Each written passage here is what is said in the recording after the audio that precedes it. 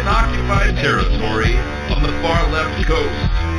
You're listening to On the Move with Mack, Worley III.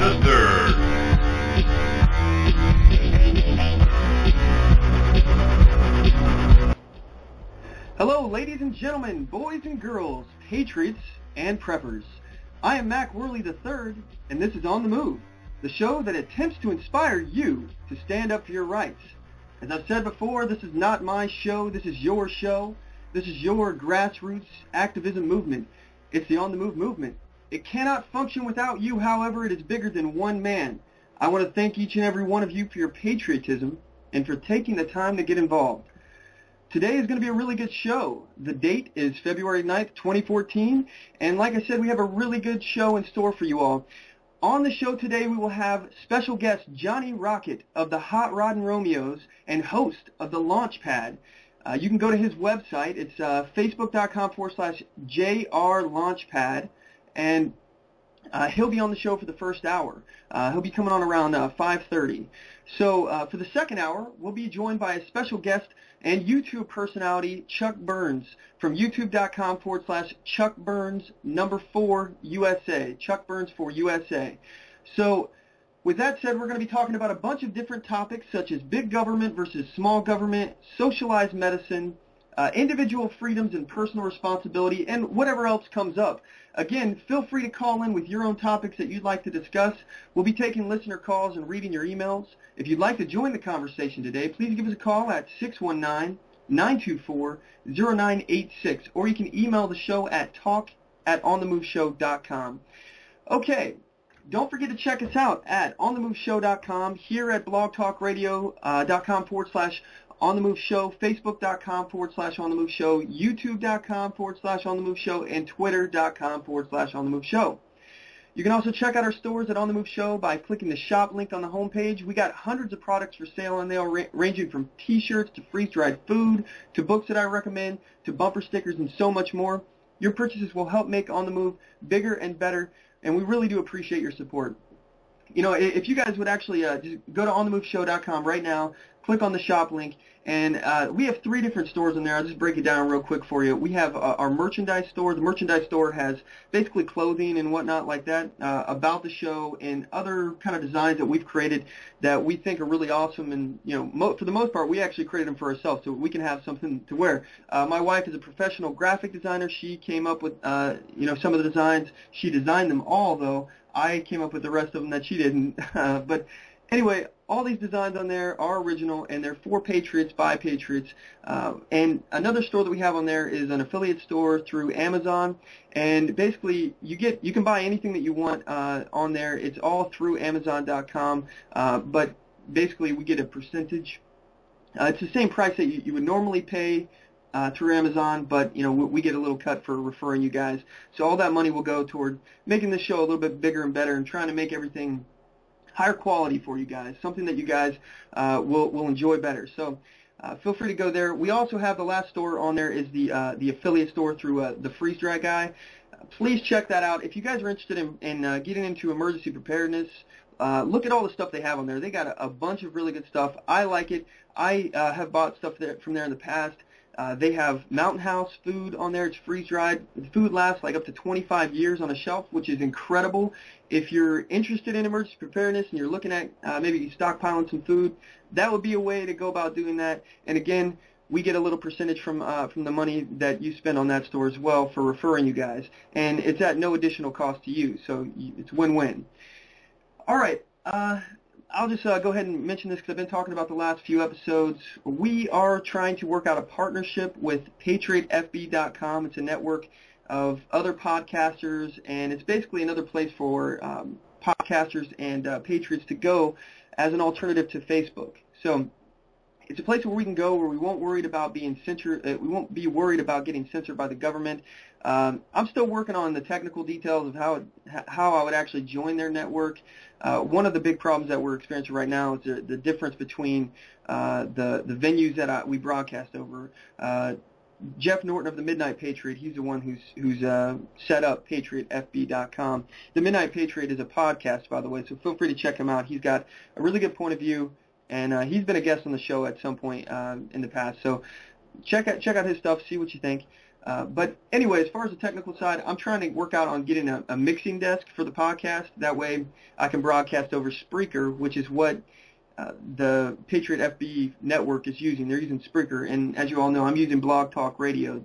So it's a little bit different, but in order to do it, I'm going to need to get a mixing desk, and it's a little technical. I don't really understand it. I'm not really great with computers or electronics, but I'm working on it, and we're trying to figure it out and trying to make sure that we can get this thing rolling.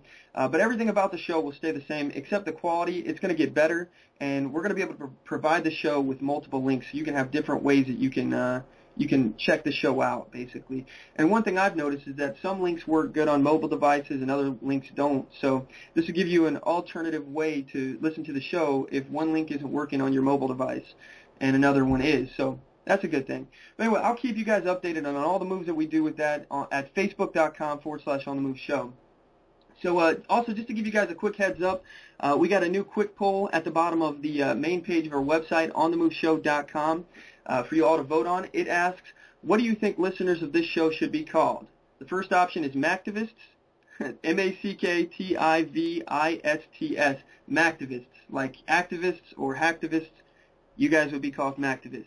The second option is the Mack Pack. That was something that my wife came up with. Thought that was a pretty good one. Or do you have another name that you think would be better? If you do, select the other option and leave a comment on the results page of the poll. I'm interested in hearing what you guys have to say. I've seen other shows do this kind of thing before where they name their audience and stuff like that. And I hope you all don't find it condescending, because that's not what I'm meaning to do. It's all in good fun, and I'd like your input. So let me know what you think. With that said, give us a call and let us know what's on your mind. The number to the show is 619-924-0986, or you can email the show at talk@onthemoveshow.com. Now it's time for today's first segment, and we do this at the beginning of every show. We like to call this segment This Day in History. This Day in History. Because people have got to know whether the president's a crook. Well, I'm not a crook. Yesterday, what our country can do for you. Mr. Gorbachev, tear down this wall. And the people who knock these buildings down. A date which will live In infamy. We shall fight in the fields and in the streets. We shall fight in the hills. We shall never surrender. All right, according to Wikipedia, on February 9th, 1861, 153 years ago, Jefferson Davis was elected provincial president of the Confederate States of America at a Congress held in Montgomery, Alabama. The Confederate States of America, known as the CSA, commonly referred to as the Confederate States or the Confederacy, was a government set up in 1861 by 7 slave states, i.e. states which permitted slavery of the Lower South that had declared their secession from the United States following the November 1860 election of Abraham Lincoln. Those 7 states created a confederacy in February 1861 before Lincoln took office in March. After war began in April, 4 states of the Upper South also declared their secession and were admitted to the Confederacy. The Confederacy later accepted 2 additional states as members, Missouri and Kentucky, although neither officially declared their secession nor was ever controlled by the Confederate forces. The United States government, referred to as the Union, rejected secession and the Confederacy as illegal. The American Civil War began with the 1861 Confederate attack upon Fort Sumter and a fort in the harbor of Charleston, South Carolina, which was claimed by both sides.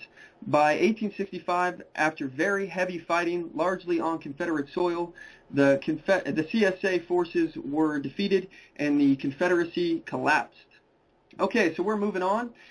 This next segment of the show we like to call the Weekly Defender, and it is my favorite part of the show. And now it's time for the Weekly Defender. You have the right to defend your life, the right to defend your family, and the right to defend your freedom.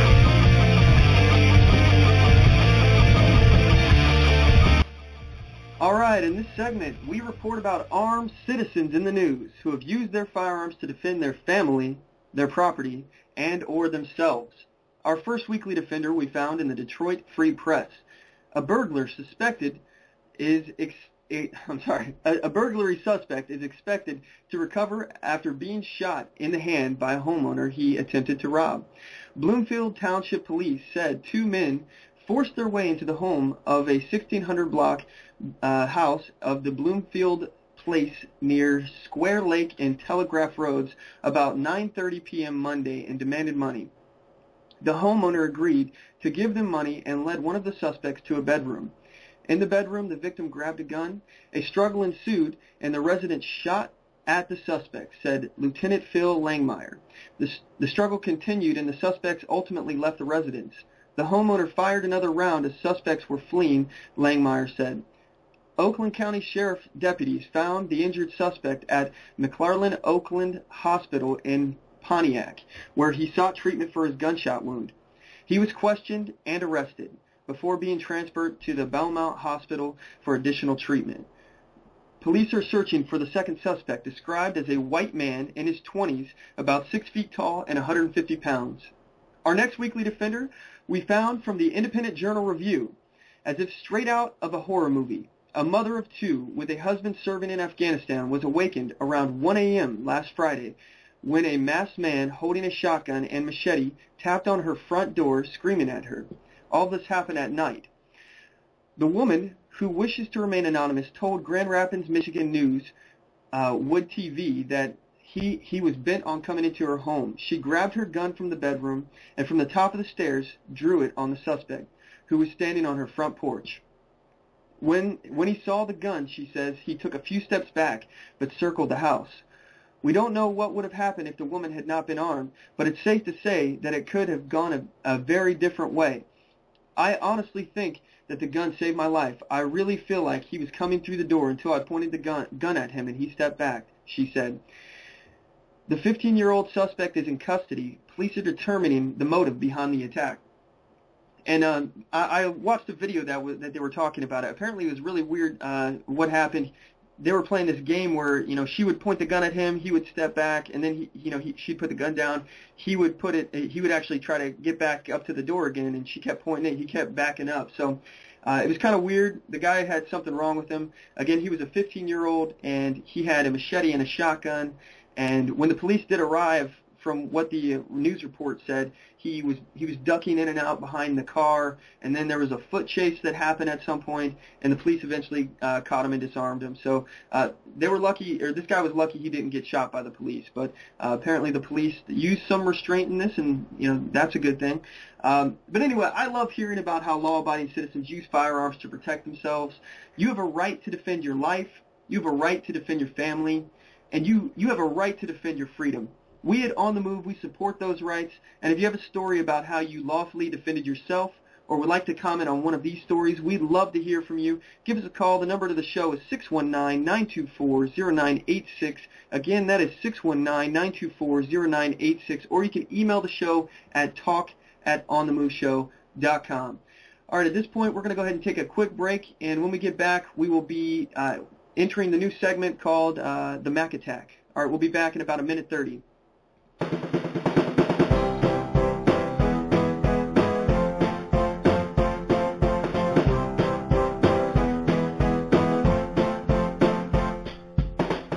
Support On the Move. Help us make this podcast bigger and better. You can do this by going to our store and purchasing one of our hundreds of products. All designs are original and made for patriots like you. Just go to cafepress.com/onthemoveshow. We appreciate your support. Need design services? Logo design for $90, business cards, brochures, bumper stickers, signs, flyers, promotional products such as mugs, pins, bags, keychains, magnets, and so much more. Contact LaTasha Worley for a quote on your next project at Tasha, Tosha, at lworleyphotography.com today, or visit me on the web at lworleyphotography.com. And on Facebook at facebook.com/lworleyphotography, and on Twitter at twitter.com/Tasha Worley. Show your support for a designer who believes in the Constitution and your rights.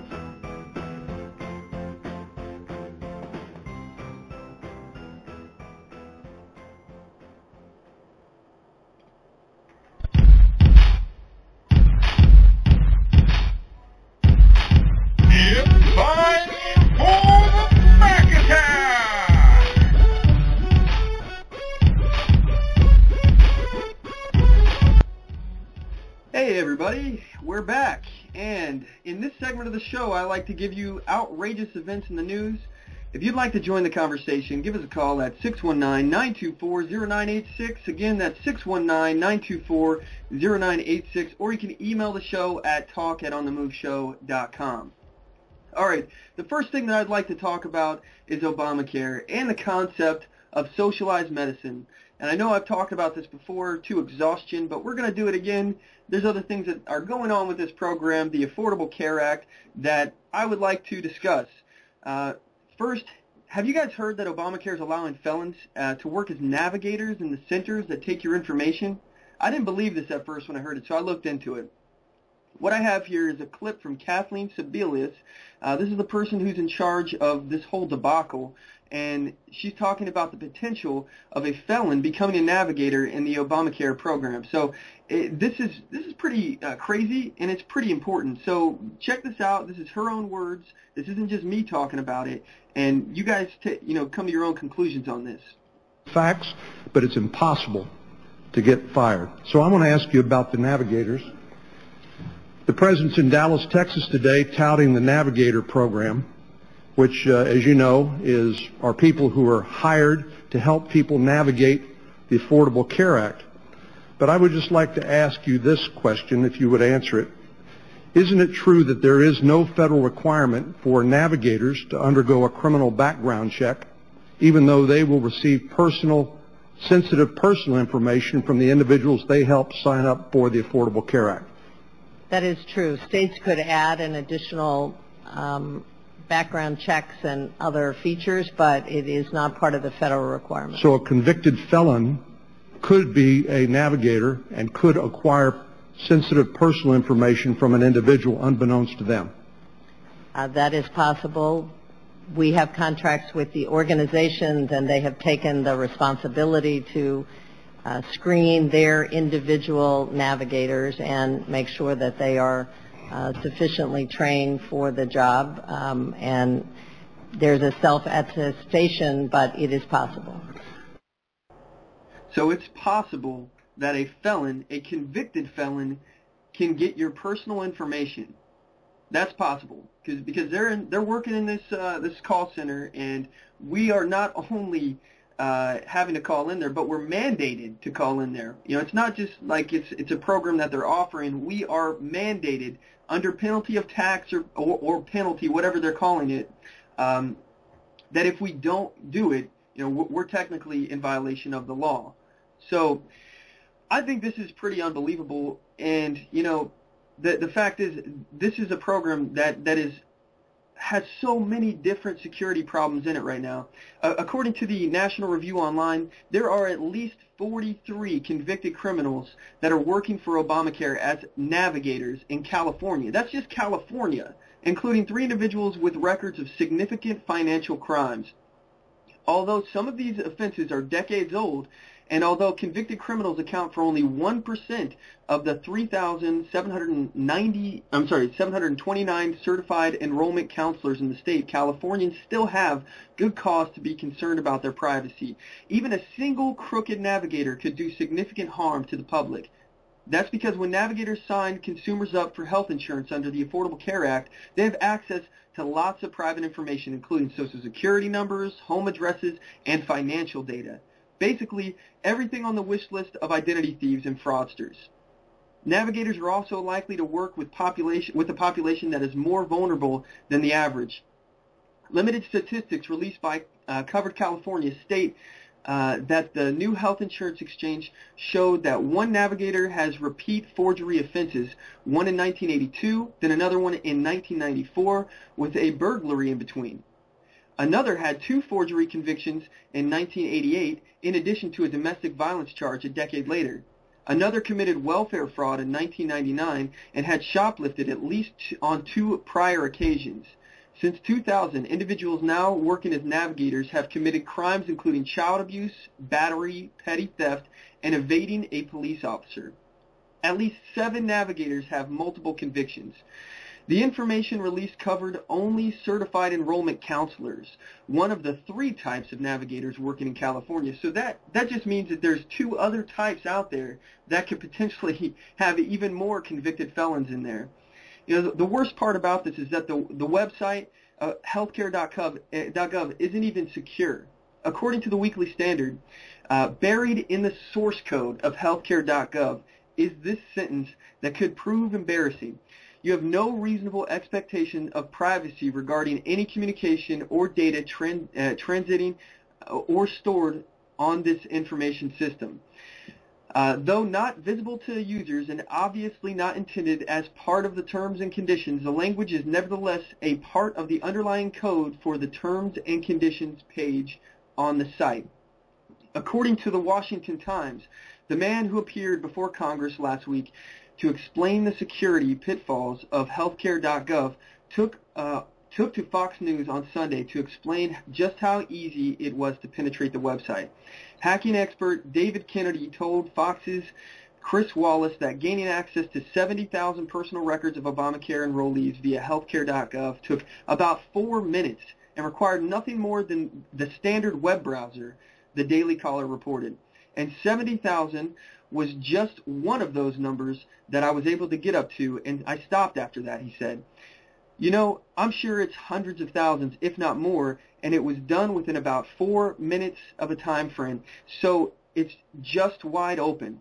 I can literally open up your web browser and go to this and extract all this information without actually having to hack the website itself, he said. Here is a Fox News report about what he was talking about and about the vulnerabilities of the healthcare.gov. So here's the report. I believe this is Fox News, and I'll be right back after this. This is a Fox News alert. The Obamacare website is 100% not secure. Your personal information can get hacked. Healthcare.gov has gotten worse. And nothing's really changed since the November 19th testimony. In fact, from our November 19th testimony, it's even worse. Remember this from last November? Well, cybersecurity experts warning Congress the Obamacare website poses a great security risk. Do any of you today think that the site is secure? No. No. No. No. And then today, the experts back in front of that same House committee. So what do they have to say about healthcare.gov now? Any improvement? Healthcare.gov is not secure today. And nothing's really changed since the November 19th testimony. In fact, from our November 19th testimony, it's even worse. I don't understand how we're still discussing whether or not the website is insecure or not. It is. There's no question about that. It is insecure. It is insecure, absolutely 100%. And cybersecurity expert David Kennedy joins us. I don't know whether to ask you that the 100% insecure or that it's even got worse. I don't know which is a more appalling statement. So let me first start with 100% insecure. No question about it? No question. In fact, I was worried this last time when I did my testimony that it was just going to be me coming out as a security researcher. So what I did is I actually engaged multiple other security researchers that are really well known in the security industry to look at this, and they all came back and said this is not good, it's bad, and it's 100% bad. And this is the type of things that we see for security breaches. So as of right now, 100% really bad. All right. You say it's gotten even worse. How could it get worse in November? Well, what happened is, we had the October 1st deadline, which they rolled it out, and the website itself was really bad, unstable, everything else. And so what they did is they jammed a whole bunch of servers in there. They had a whole bunch of guys, behind the keyboards programming really fast to keep the site up and stable. So what they did is they introduced new code, new vulnerabilities, new exposures, and other security researchers also started looking at this website and found a whole slew of additional issues that are with the website. So, it's just bad all around. It continues to get worse. All right, well, what's sort of interesting today is that Waylon Crush, who was there, he was the one who at least sort of seemed like the most, that he thought there'd been improvement. But then the interesting thing, if you go to his Twitter account, which is the most extraordinary thing, he said, world's greatest hacker calls healthcare.gov security shameful. That's what he tweets. I know, it was interesting. Waylon had an interesting swag about him, I guess, but he was very much on the side of, we don't know enough information about it. And for me personally, I've done this for 14 years. I did it for the NSA, I did it for the United States Marine Corps. I've done it in the private sector. When you see something like this and you see the systemic issues, there's a much larger problem on the inside, and it's something that we really need to look at and address. It's bad. All right, so personal information includes financial?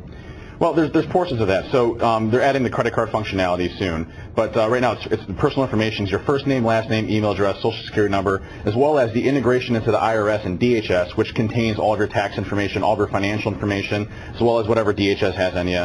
So basically your whole online profile can be accessed through this, what they call the data hub. All right, and your health information. Yeah, well, health information isn't actually on the website, but it integrates into the other state exchanges. So like the California State Exchange, the New York State Exchange. So they have integration pieces into those. So this is kind of the central point, the focal point. You know, as an attacker, I would go after this, compromise this, hack this, and from there have access into all the different agencies, all the different government entities at a state level and both federal. All right, you say it's 100%, so it doesn't seem like it get much worse, but let me sort of ask you a sort of hybrid of it. How easy is it to hack into it? Well, I mean, these types of attacks that we're seeing, the things that the vulnerabilities that we identify and expose are very rudimentary basic hacks. It's not like it would take somebody extremely sophisticated to break into this. So this is really bad. It's really bad. Right. And the problem is they don't have to disclose it. There's no federal law saying that you have to disclose it of any personal information being leaked, except for the House passed that bill last Friday to disclose it in a 48-hour period, but it's probably not going to make it to the Senate. In your wildest dreams, would you ever sign up on healthcare.gov? Absolutely not. And I'd be extremely terrified if I had family members that were doing it as well. All right. David, thank you very much. Thanks, Fred. So he wouldn't sign up for Obamacare, and it's because of all these vulnerabilities in the website. You know, to me, I wouldn't do it either. I would recommend that you don't. Not only just because it's a mess. You know, the website is a totally insecure, basically database with your information, and we're mandated to sign up. But another reason is just because I think it's immoral and unethical that they would make you sign up for this anyway. My very first point in this is that the government should have no place in the healthcare system. It's 1/6 of our economy. They're trying to basically turn it into a government entity. They want it all to be run through the government. These private insurance companies they're gonna go by the wayside. They're trying to collapse the private insurance companies right now. People say that these private insurance companies are evil, they're big conglomerate corporations. Hey, you know what? It's the free market, all right? The problem is that the free market isn't being allowed to work. We keep giving in the way. We keep regulating. We keep limiting. Right now, you can't even go across state lines to buy insurance. How is that competitive? We have companies that literally have monopolies in states because there's no other companies there. All right? So I hope you all don't sign up for this mess. I hope you guys stay out of it, keep your information safe, and not only because it's insecure, but because it's unethical. And liberals and progressives, they're using this as a way to redistribute wealth. They want to take from the people who aren't using their health insurance, who can afford to pay for their health insurance, and they're basically trying to steal from one group of people and give to another group of people. All right? What they don't seem to understand is that public assistance, it only perpetuates poverty, all right? It kills the will to better one's circumstance and to work hard. Why bother putting in extra effort if it's not going to pay off? Why bother creating new technology or creating a business if it doesn't allow you to better your circumstances? Government handouts de-incentivizes work. Why bother going to work when you can stay at home and get paid to do nothing? I'd like to introduce you all to Milton Friedman. If you haven't heard of Milton Friedman before, I highly recommend checking him out on YouTube. He's had some very interesting ideas that we can relate to today. The videos that he did were, I believe, back in the 60s or 70s, and his videos, he explains very easily understandable ways the holes in liberal logic. Okay, I have a clip here from Milton Friedman. He's talking to a young college guy, and I think they're in a school of some sort, and they're talking basically about the concept of redistribution of wealth. Here's what Milton Friedman had to say. Sure, but most of what I've heard you talking about has been about distribution of income rather than about the distribution of wealth. Sure. Now, you wouldn't argue, at least I hope you wouldn't, that the person in, let's say India is genetically inferior, say, to the person in America. It's rather through the purely arbitrary circumstance of birth that he's in a country with a less developed economy or in a family that doesn't have as large a share of the capital. And that's not something that he's to blame for. Oh, I'm not blaming anybody. Even if the free market system equitably works and everyone progresses an equal amount, that person who started out with a lesser share of the capital is still going to end up with a lesser share of the capital. Right. And there's nothing in the free market system that's going to enable him to make up for what was a purely arbitrary deficit in the first place. And given that the kind of people who become successful capitalists do not become that way by giving away their wealth voluntarily, isn't it necessary to forcibly redistribute wealth before you can begin to operate under a capitalist system? No, it is not. The only way in which you can redistribute effectively the wealth is by destroying the incentives to have wealth. And the question is, what is the way, what is the system which will offer those people who are so unlucky as to be born without good positions, what is the system which will offer them the greatest opportunity? Well, one possible way of redistributing the wealth without affecting the incentives to earn as much income as possible is simply to have a 100% inheritance tax. But that won't affect the incentives. It's only after the person is dead anyway. I beg your pardon. I'm afraid, I don't know the family you come from. I don't, but as you grow up, you will discover that this is really a family society and not an individual society. We tend to talk about an individualist society, but it really isn't. It's a family society. And the greatest incentives of all, the incentives that have really driven people on, have largely been the incentives of family creation, of family, of pursuing, of establishing their families on a decent system. What is the effect of 100% inheritance tax? The percent of an 100% inheritance tax is to encourage people to dissipate their wealth in high living. What's the harm in that?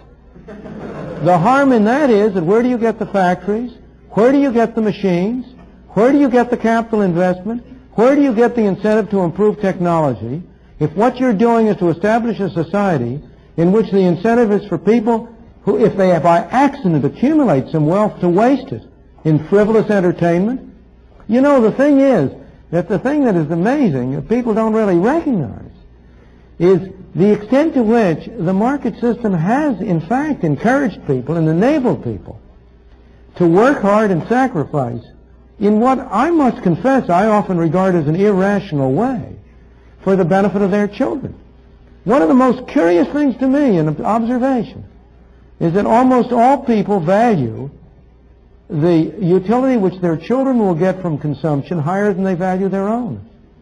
Here are parents who have every reason to expect that their children will have a higher income than they ever had.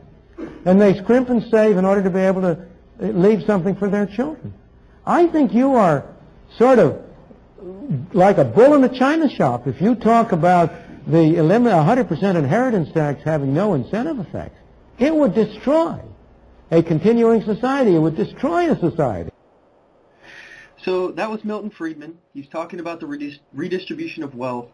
And, you know, I often look to what he has to say on a lot of different topics that we've seen in the news lately. I like to refer to him because I think that he has a really eloquent way of making his points. I think that he can really dumb it down, for me anyway, to where I can actually understand it. And, you know, some things I don't necessarily agree with that he has, but as far as an opinion, but, you know, he does make some really good points, and he does show one thing that the liberals, progressives keep doing, okay, is they want to impose their will. They want the government to impose their will on someone else. You know, I'll never understand why people feel that the government has the right to step in and force someone to do something that they don't want to do. People seem to be okay with this concept until it happens to them. When you allow the government to violate someone's rights, you're only opening the door for them to do the same to you. Let me remind you, the government works for us. All right? They're not our keepers, and they're not supposed to be meddling in our lives. A government which governs through coercion is an illegitimate government.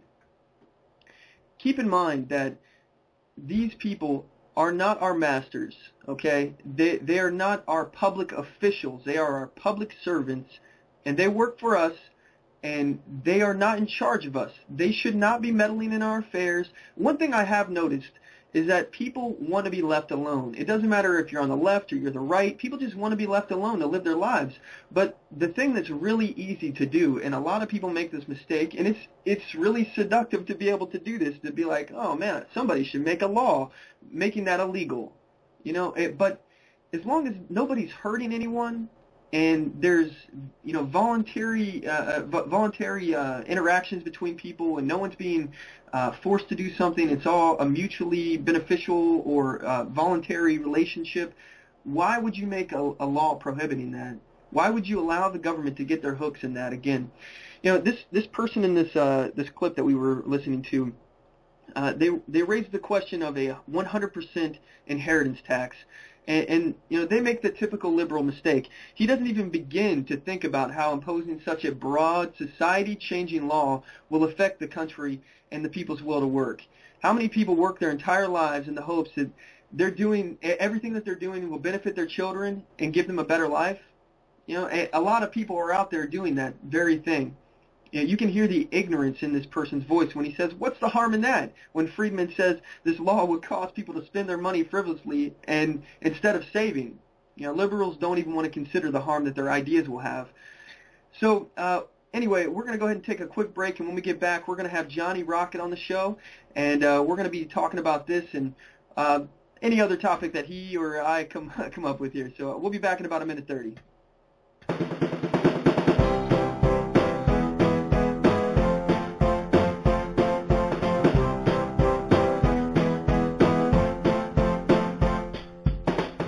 Support On the Move. Help us make this podcast bigger and better.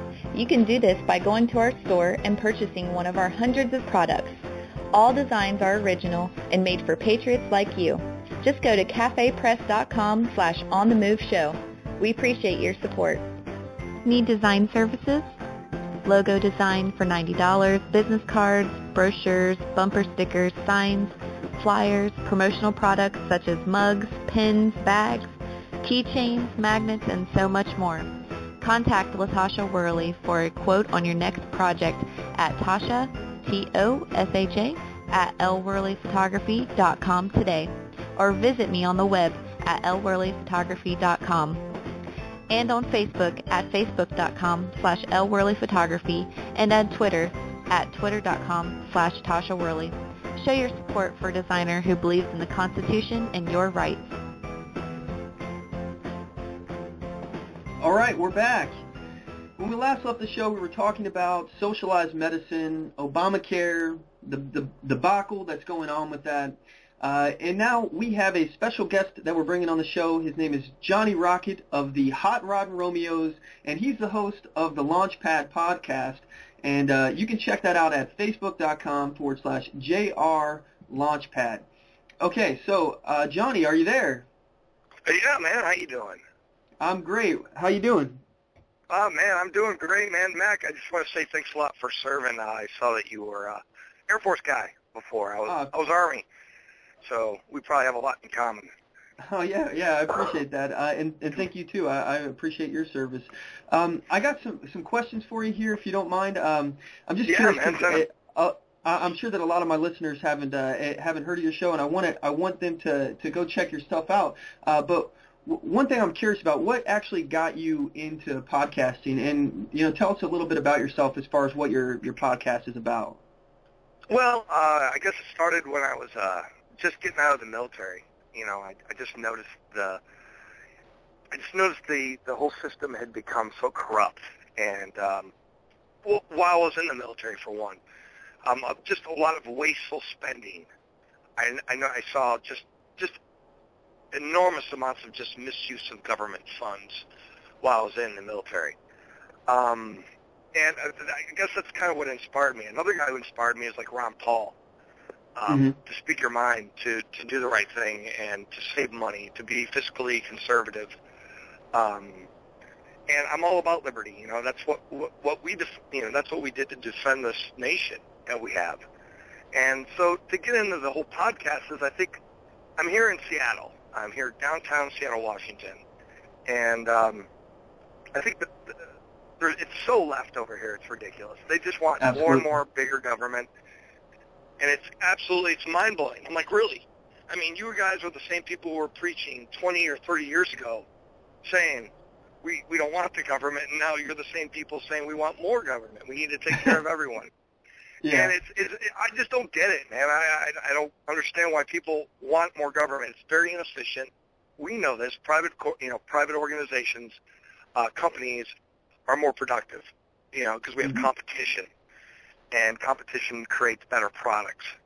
Absolutely. And so it's mind-blowing, man. But I figured I'd be the voice, here in Seattle. I want to be, and I'm also in the rock and roll music business. And, I figured, hey, man, I got a pretty cool following, with the band I'm in. We're all pretty much like-minded guys in the band. Mm-hmm. So we all believe in liberty and doing the right thing and, owning a gun, as long as you don't hurt anyone, if you're not impeding on anyone's rights, personal property, all that other crap, you should be good to go. So that's what we believe. Would you describe yourself as a conservative then, or a libertarian, or? I am a libertarian. See, here's the thing. I'm a libertarian, and a lot of people think that if you're a libertarian, you must be all about marijuana.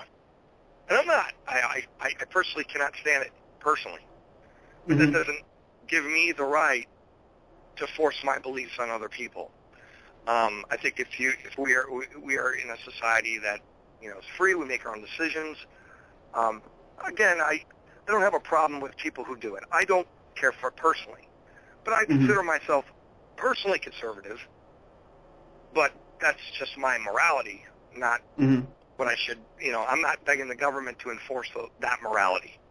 Absolutely. And one thing about, I think, libertarianism that people do get confused is that it's all about drugs. Now, granted, that's a part of it as far as personal responsibility, individual freedom, things like that. Where and also state sovereignty, where the states have the right to make up their own laws, and the federal government shouldn't be telling states what they can and can't do. Right. That's a big part of it, but it's more about volunteerism. It's about people entering into a government that they're voluntarily letting the government do certain things, but not take over total control and basically become totalitarian, where they start regulating every part of your life, and it's no longer the government telling you what you can't do, but the government telling you what you can do. No, and that's a beautiful point. Great point. I'm 100% behind you on that. One of the things I think the government that people should understand, and I think it's very important that people understand this, you cannot regulate morality or equality. There's never going to be such a thing as an equal across-the-board bill or legislation that will be equal across the board. You're going to piss people off, and you should. I think people need to. But when people put their own... I think we're in a society that's based on emotional response and not logical thinking. People just like to throw out stuff, and so everything's knee-jerk reaction, and they go off of that and say... And the media thrives off that. They'll throw out something. Hey, somebody got shot, so we're going to ban guns. That's not the answer. That's not the answer. Absolutely. And I think people are not taking a logical approach to the problems that we have. They're taking more of an emotional response. I couldn't agree more with you. Yeah, and I think that's the biggest problem. And that's how the media is. This is why we have such a statist society. Who wants more government? Because it's all knee-jerk reaction. It's not thought out. It's not logical. So everybody wants, and I don't get it. It blows my mind, because it's like, what has the government really done? Nothing, really. They don't do anything. If you want shit to, sorry, my language, but if you don't want things to work, you get the government to do it. And so, the free economy, the free market, that's who needs to be innovative. That's competition creates jobs. It creates, hey, I got a product A. Last night I did a rock and roll show here in Seattle, and that's why I'm a little hoarse right now. That's all right. And I asked this guy, and I said, hey, man, do you like your iPhone? He goes, yeah, I love this phone, man. I'm like, why do you like that phone? He's like, because it's great. It's fun. I love it. It's easy to use. I'm like, yeah, but then you have another company that's trying to make something better, right? And he's like, well, yeah.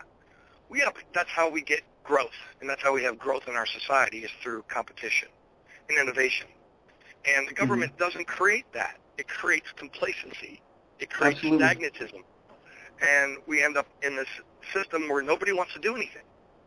Exactly. And you know, the government, they don't know how to create. That's one concept that I think liberals don't quite understand. The government only knows how to steal and destroy things. They know how to manage things ineffectively. And one thing Yes. you mentioned that I'd like to comment on was the fact that people want to regulate morality and allow the government to regulate morality.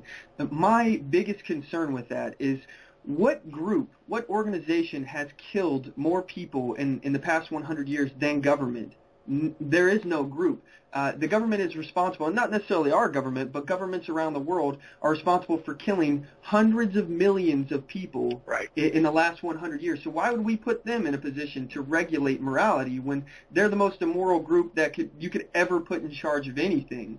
You know, not to mention you were talking about the competition between free markets. You know, a lot of people think that capitalism is it's basically like a big business friendly entity. Capitalism is actually against big business. Capitalism is for the consumer. It actually makes competition between businesses, and that's something that's beneficial to the consumer. Right, and I'm 100% behind you, and you have to have a good product, and if you don't have a good product, it's not going to sell. And one thing I wanted to touch on your show is property rights. See, if you own your own business, you bought your business, you pay your taxes on your business, you should be able to do whatever the hell you want to do in your business.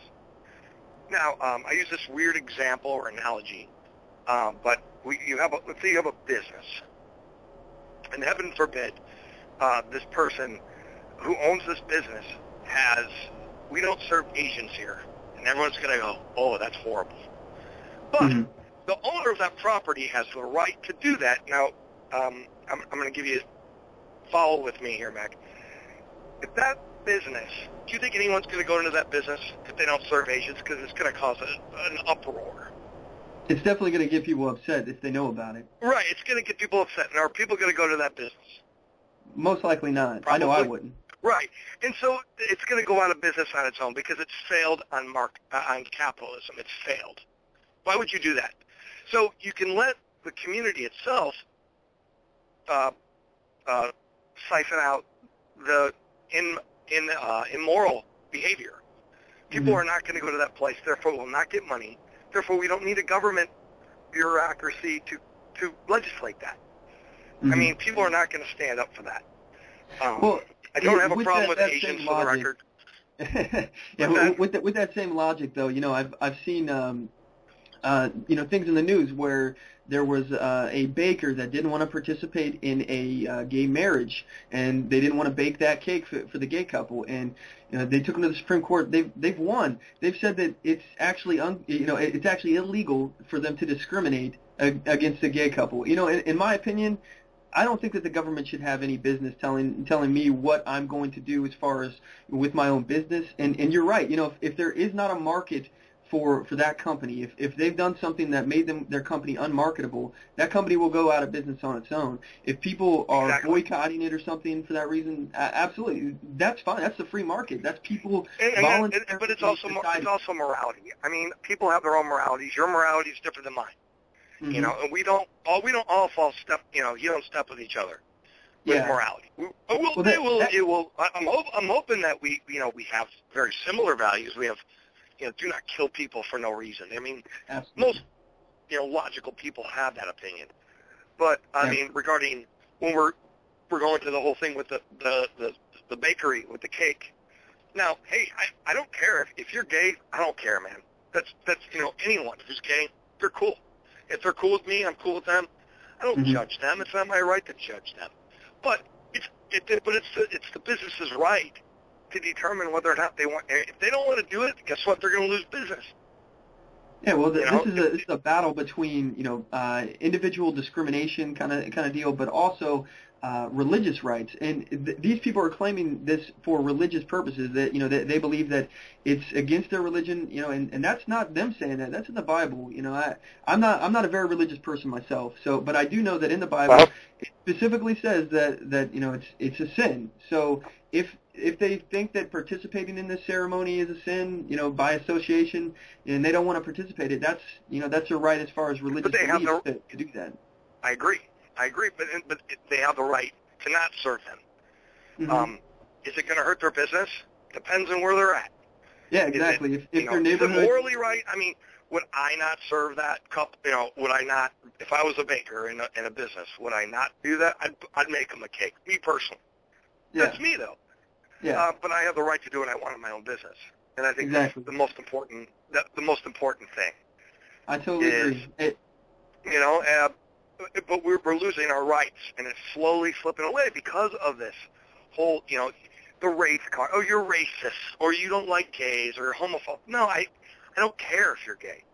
That's not an issue. It's a non-issue, and what's going on with the left, and the biggest problem I have with the left is they're making things that are not an issue an issue. Nobody really cares if someone's gay. I don't really think they do. I haven't, not here in America anyways. We've tamed down things so much, where it's like we're thinking people. I'm hoping we are.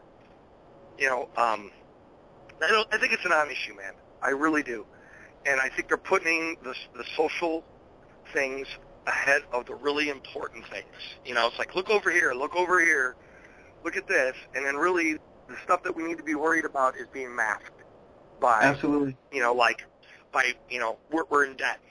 That's the things that matter. Who cares?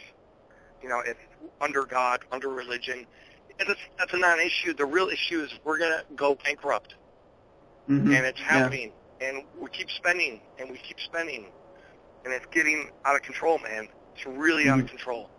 Absolutely. What we got? $17 trillion in debt, and I think last time I looked, it was $93 trillion in unfunded liabilities.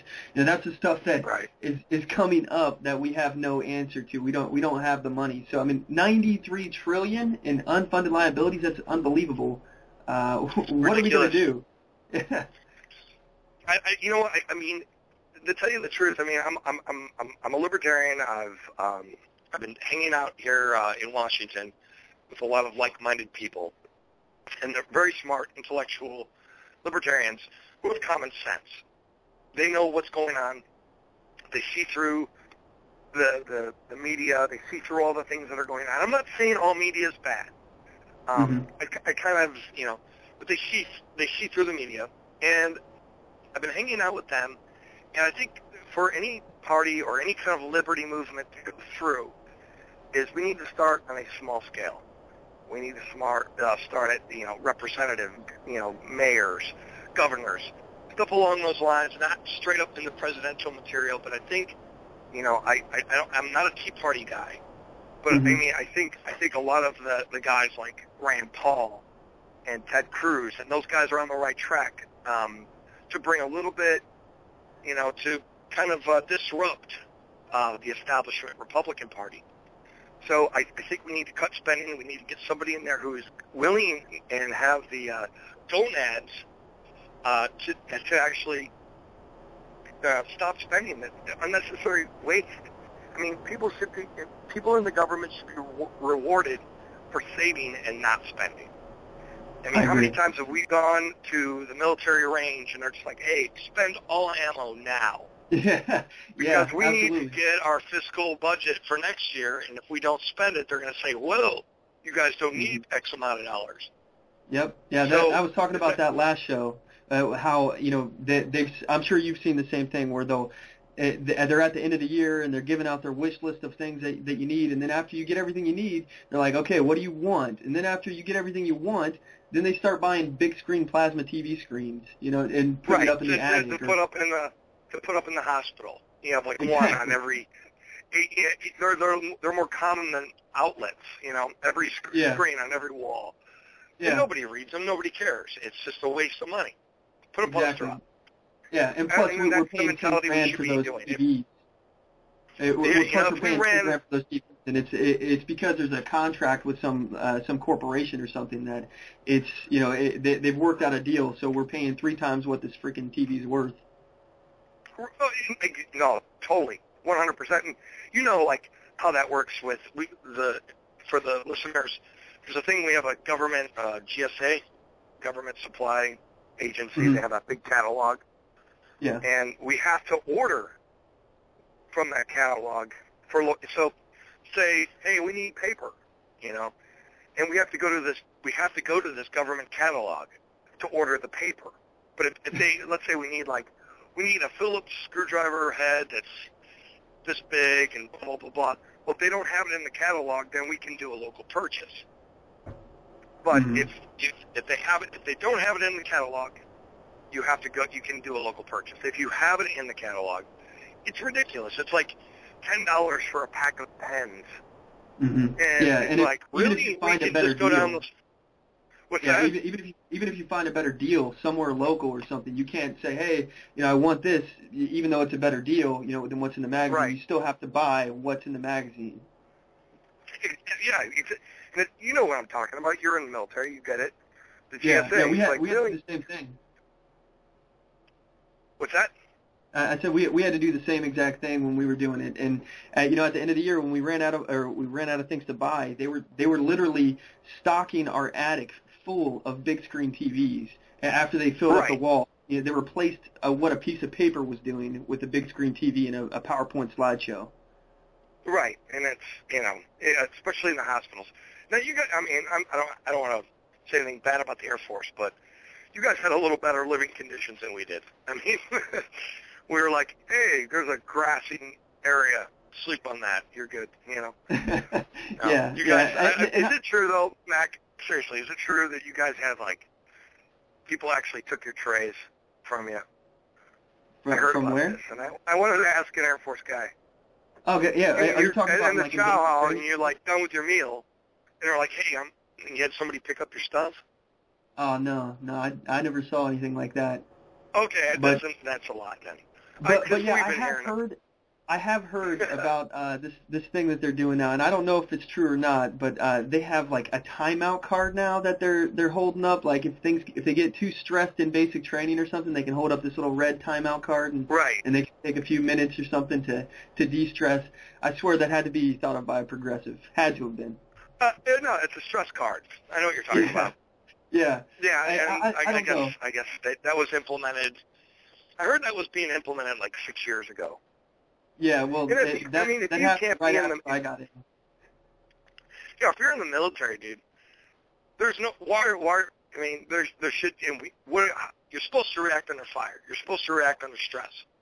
You got to make decisions quick. I mean, if you can't handle it, maybe you should be in the military. Point blank. Absolutely. Yeah, you can't hold up a stress card in the middle of a firefight. The whole point of basic training and things like that are to get you in these stressful environments and get you used to it and develop you. They break you down and build you up anew. That's the whole point of these things.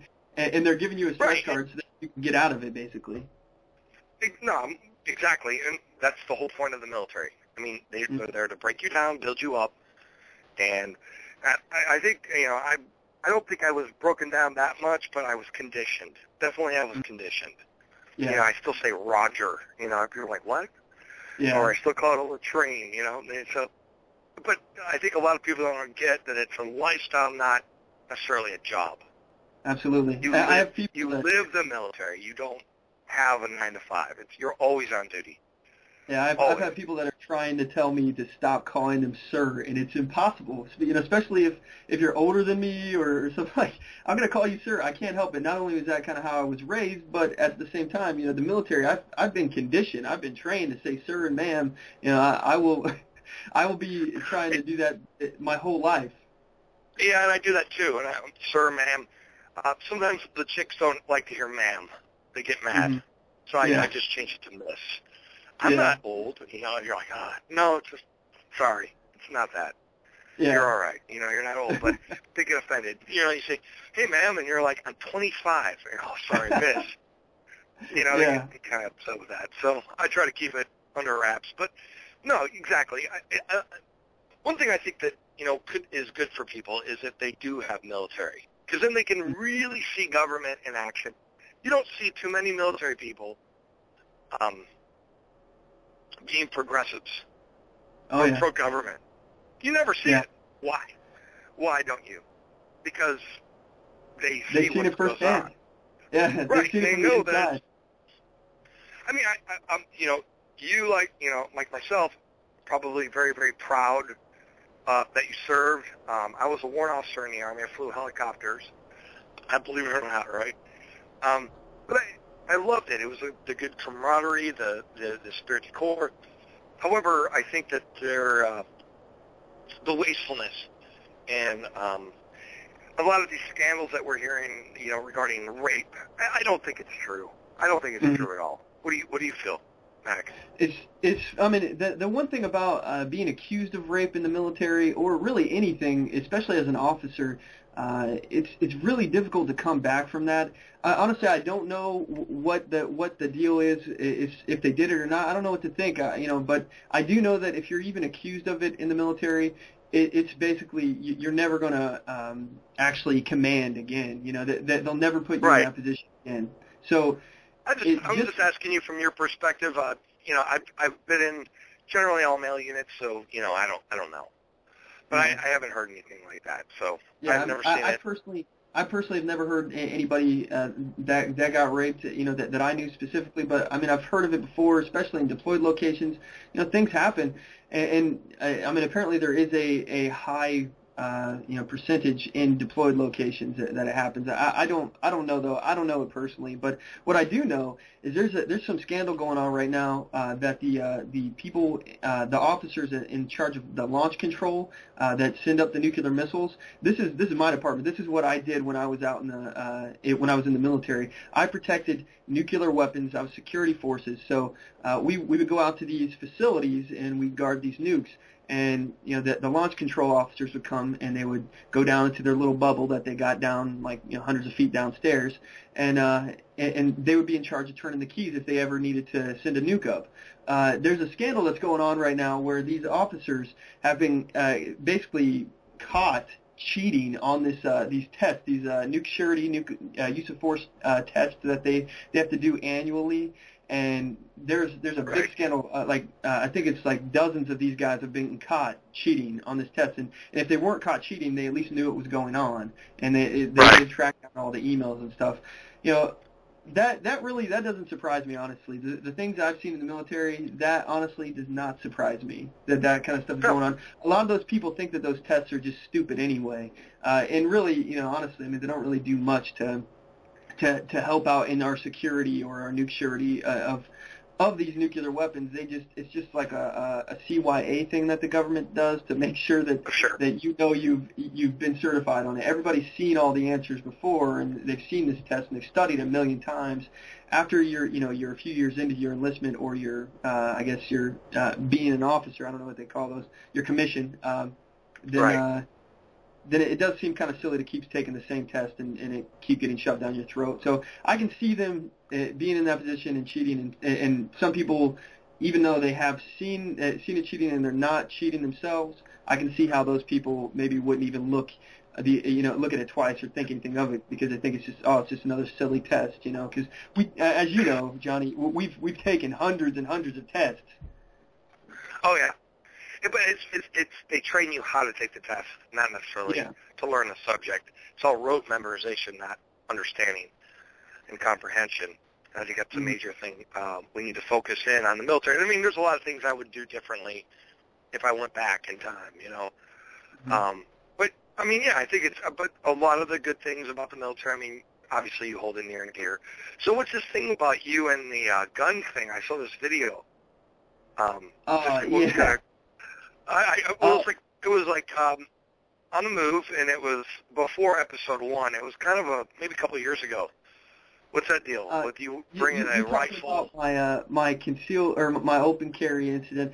I can't really talk about that much right now. I'm still going through court on that, and I've kind of been avoiding talking about it. But just so you know, I'm still in the court process of that. Feel free to check out my video, guys. It's on youtube.com/OnTheMoveShow, and it has the part 1 and part 2 of my interview with Open Carry Vancouver. It lays out the situation of what happened. It'll tell you guys everything about what actually happened when I was open carrying, but I'm trying to avoid talking about it right now until the court case is over. And that's totally understandable. I didn't mean to bring up a tough subject. I just thought it was interesting.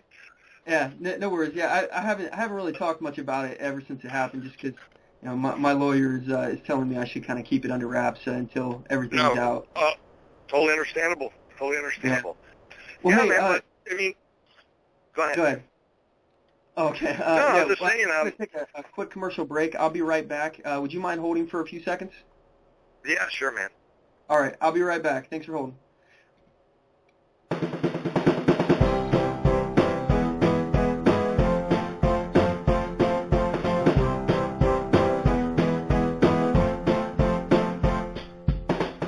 Support On the Move. Help us make this podcast bigger and better. You can do this by going to our store and purchasing one of our hundreds of products. All designs are original and made for patriots like you. Just go to cafepress.com/onthemoveshow. We appreciate your support. Need design services? Logo design for $90, business cards, brochures, bumper stickers, signs, flyers, promotional products such as mugs, pins, bags, keychains, magnets, and so much more. Contact LaTasha Worley for a quote on your next project at Tasha, Tosha, at lworleyphotography.com today, or visit me on the web at lworleyphotography.com, and on Facebook at facebook.com/lworleyphotography, and on Twitter at twitter.com/Tasha Worley. Show your support for a designer who believes in the Constitution and your rights. And we're back. When we last left the show, we had our special guest, Johnny Rocket of the Hot Rod and Romeos and host of Launchpad. And we were talking about a bunch of different topics ranging from socialized medicine to progressive agenda kind of deal to the military, a whole bunch of different stuff. Johnny, are you there? Yeah, Mack, I'm here. All right. Okay, and if you guys would like to join the conversation, the number to the show is 619-924-0986. Again, that's 619-924-0986, or you can email the show at talk@onthemoveshow.com. All right, Johnny, I'd like to give you a chance here to talk about your show and talk about what you guys are doing, as well as with your rock and roll band. I think that's really awesome. I've checked out your guys' pictures. You guys look really cool, way cooler than I am. And I just want to give you a chance to plug your stuff. So what do you guys got going on? Well, with the Launchpad, we're actually we should have our first episode out probably in the next day or two. We've been working on this podcast for about 3 weeks now. Seriously, we have a studio, professional recording studio, friends with a lot of recording artists here in town. So they've been, gave us the right, the usage to their, studio for us to record the show. A bunch of like-minded individuals. Again, we're basically going on the theme of liberty, to do your own thing, to not mess with other people, to be personally responsible, personal responsibility. The show, revolves around drinking and having a good time and talking about music and discussing ideas and how we can make things better. And I think that's what Seattle needs, and I don't think we have something like that. So, again, I think it's really important that, and, again, I'm a very, generally I'm trying to watch my language on your show, sir. Yeah. But I'm a very crass and brash person, so it may cause some a little controversy, but that's okay because that's what it's about, and that's what gets the message out, and I'm cool with it. Nice, yeah, that's awesome. So as far as for the future of your podcast and everything, where do you guys want to take it? Are you guys looking to get syndicated beyond a radio, or are you looking to stay independent on the internet? Well, right now we're the studio that we are recording in. We have plans within the next 2 to 3 months to do an actual video of the show as we are discussing subjects. So it would be kind of like, kind of like the Blaze TV, where awesome. you see things going on. It's live, or we're recording it live. We'll be edited due to the fact that we swear sometimes too much. But we're going to do the whole thing where it's like we have a roundtable conversation. We try to keep things light and entertaining. So it's more for entertainment, but I think the best way to get the message across is, to have it lighthearted, to be entertained, to be funny, an even ground that everyone can relate to. Absolutely. So I think that's the biggest thing, I have to agree with you, and I think that entertainment is a great way to get people involved and get people to look at it. I mean, just look at Jon Stewart. He's been doing The Daily Show, and a lot of people actually will look at him as a legitimate news source because, I mean, he's providing news, but he's got social commentary on it that's hilarious. Even I think it's funny. Some of his agendas I don't agree with, but I mean, it keeps you entertained, it keeps you engaged. So I appreciate what you guys are doing over there. I think that's really awesome. I'm excited to hear what you guys have. Yeah, and I want to be the libertarian voice, for entertainment. That's my thing. I guess my ultimate goal would be to be the Adam Carolla of Seattle, where I say stuff that isn't politically correct, but I have the right to say that, and that's cool. And I think that's the most important thing, is to come across and say, hey, this is what we're doing, this is what I'm about. If you don't like it, take a hike, Yeah. And I wouldn't have said that, as eloquently as I had on this show if it was on my show. So, but that's exactly what we want to do, and I think there's a lot of people out there who are really afraid to speak their mind. And I really, truly believe that, because we're, if you don't agree with everybody, if you don't agree with the status quo, people are afraid to speak their mind, because then they'll be socially damaged forever. I know a lot of people who couldn't get jobs because of their political beliefs here in Seattle. Yeah, I know people that have been matter. discriminated for that kind of stuff too. But hey, I really appreciate you coming on the show, Johnny. Do you have any other websites or any other information that you'd want to give out to my listeners so they can check your stuff out before we let you go? Yeah, I might as well just plug my band in while I'm at it. Right ahead. Our band is the Hot Rod and Romeos. You can find us at thehotroddandromeos.com or on Facebook, Hot Rod and Romeos, HOTRODDIN. ROMEOS. So yeah, please, visit our site, check out our music videos. We got some cool music videos here in the Northwest. We're all about rock and roll, man. So hey, thank you, Mack, for having me on the show. It's an honor. Had a great time talking with you, man.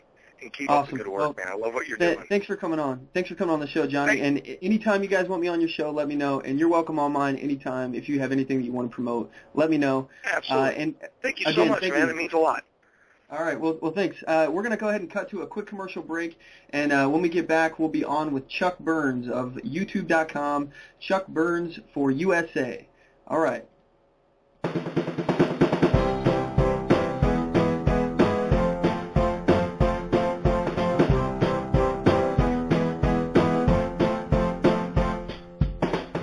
Support On The Move. Help us make this podcast bigger and better. You can do this by going to our store and purchasing one of our hundreds of products. All designs are original and made for patriots like you. Just go to cafepress.com/onthemoveshow. We appreciate your support. Need design services? Logo design for $90, business cards, brochures, bumper stickers, signs, flyers, promotional products such as mugs, pins, bags, keychains, magnets, and so much more.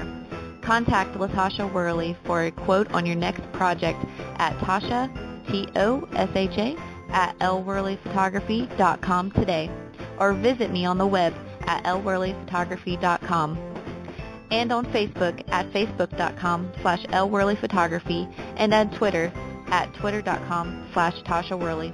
Show your support for a designer who believes in the Constitution and your rights. All right, we're back. Thanks for sticking with us. If you want to join the conversation today, the number is 619-924-0986. Again, that is 619-924-0986. Or you can email the show at talk@onthemoveshow.com. Join the conversation. Let us know what you think. All right, when we last left the show, I had Johnny Rocket of the Hot Rod and Romeos on the show. I have another guest on the show now. His name is Chuck Burns. He operates the YouTube channel, youtube.com, Chuck Burns, the number 4 USA.